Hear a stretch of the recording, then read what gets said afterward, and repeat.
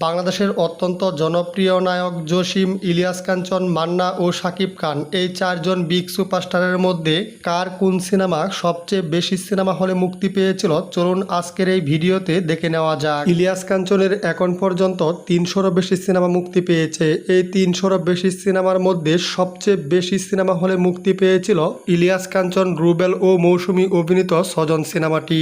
স্বজন সিনেমাটি 1996 সালে রেকর্ড পরিমাণ 64টি সিনেমা হলে মুক্তি পায়। স্বজন সিনেমাটি লাইফ টাইম বক্স অফিস থেকে গ্রস আয় করে 25 কোটি টাকার উপরে এবং নেট আয় করে 6 কোটি টাকা। বক্স অফিস রিপোর্ট অনুযায়ী স্বজন সিনেমাটি blockbuster hit cinema. Action king জসিমের বহু সিনেমা 50টি সিনেমা হলের উপরে মুক্তি পেয়েছে। তবে এখন পর্যন্ত জসিমের সর্বোচ্চ সিনেমা হলে মুক্তি পাওয়া সিনেমা হচ্ছে স্বামী কেন আসামি সিনেমাটি। স্বামী কেন আসামি এই সিনেমাটি প্রথম সপ্তাহে বাংলাদেশ ও কলকাতা মিলিয়ে 72টি সিনেমা হলে মুক্তি পায়। স্বামী কেন আসামি এই সিনেমাটি 1997 সালে মুক্তির পর বক্স অফিস থেকে গ্রস আয় করে প্রায় 30 কোটি টাকার উপরে এবং প্রডিউসার ফিগার প্রায় 7.5 কোটি টাকা। বক্স অফিস রিপোর্ট অনুযায়ী স্বামী কেন আসামি সিনেমাটি all time blockbuster cinema.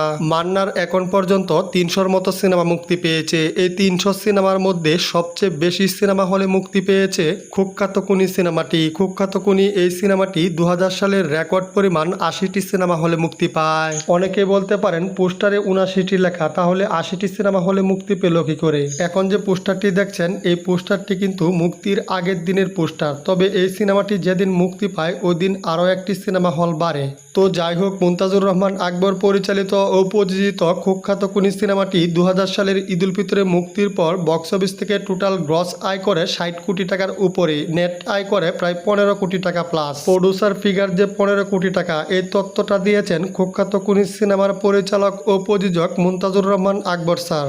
Shakib খানের অসংখ্য সিনেমা 100+ সিনেমা হলে মুক্তি পেয়েছে। তবে সবচেয়ে বেশি সিনেমা হলে মুক্তি পেয়েছে নাকি ক্যাপ্টেন খান। এটা ক্যাপ্টেন খান সিনেমার প্রযোজক বলে বেড়ান, তবে এই সিনেমার কোনো হল লিস্ট পাওয়া যায়নি। তো যাই হোক, এখন পর্যন্ত শাকিব খানের সর্বোচ্চ সিনেমা হলে মুক্তি পাওয়া সিনেমা হচ্ছে শাকিব খান বুবলি অভিনীত মনের মতো মানুষ পাইলাম না সিনেমাটি। এই সিনেমাটি রেকর্ড পরিমাণ 143টি সিনেমা হলে মুক্তি পায় এবং লাইফ টাইম বক্স অফিস থেকে গ্রস আয় করে 15 কোটি টাকা প্লাস এবং প্রডিউসার ফিগার প্রায় 2 কোটি টাকার কাছাকাছি। বক্স অফিস রিপোর্ট অনুযায়ী মনের মতো মানুষ পাইলাম না সিনেমাটি এভারেজ সিনেমা।